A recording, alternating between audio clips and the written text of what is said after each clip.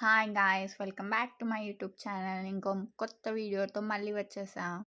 Easy and tasty పప్పుచారు చేసుకుందాం రండి.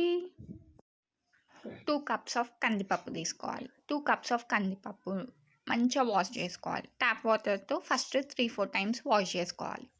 తర్వాత మంచి వాటర్తో కూడా మళ్ళీ ఇంకోసారి వాష్ చేసుకోవాలి. ఇక్కడ మా అక్క అదే చేస్తుంది, నార్మల్ వాటర్తో కూడా. ఇప్పుడు 1 స్పూన్ ఆఫ్ పసుపు వేసుకోవాలి. దాని తర్వాత 4 కప్స్ ఆఫ్ వాటర్ వేసుకోవాలి మళ్ళీ మనం, ఎందుకంటే 2 కప్స్ ఆఫ్ కందిపప్పు తీసుకున్నాం కాబట్టి 4 కప్స్ ఆఫ్ వాటర్. ఒక 2 టీ స్పూన్స్ ఆయిల్ వేసుకోవాలి. ఆయిల్ వేసుకొని ఆ లిడ్ పెట్టేసి మనము స్టవ్ పైన పెట్టేసుకోవాలి. ఇక 10 విజిల్స్ రావాలి. 10 విజిల్స్ వచ్చేలోపు మనం చింతపండు నానబెట్టుకొని వాష్ చేసుకొని పెట్టుకోవాలి. చూడండి, నేను ఒక గుప్పెడు చింతపండుని తీసుకున్నా. అది మంచిగా వాష్ చేసుకొని నానబెట్టి పెట్టేసుకోవాలి. ఇప్పుడు ఇంకో బౌల్ తీసుకొని అందులో 3-4 స్పూన్స్ ఆఫ్ ఆయిల్ పోసుకోవాలి. ఆ ఆయిల్ పోసుకున్న తర్వాత జీలకర్ర, ఆవాలు వేసుకోవాలి. అవి వేసుకున్న తర్వాత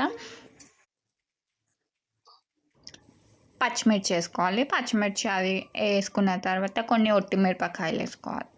ఒట్టిమిరపకాయలు, పచ్చిమిర్చి కొంచెం అవి ఫ్రై అవ్వాలి. ఫ్రై అయిన తర్వాత మనము ఇంకా కరివేపాకు, పసుపు అవన్నీ వేసుకోవాలి.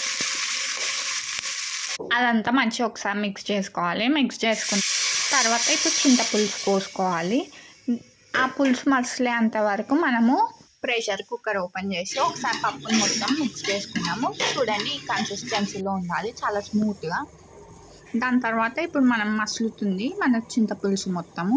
ఇప్పుడు ఆ పప్పుని మొత్తం ఇందులో పోసుకోవాలి. పోసుకున్న తర్వాత ఇన్ కేస్ మీకు కన్సిస్టెన్సీ ఇంకా కొంచెం లూజ్గా కావాలంటే ఇక్కడ మీరు వాటర్ వేసుకోవచ్చు.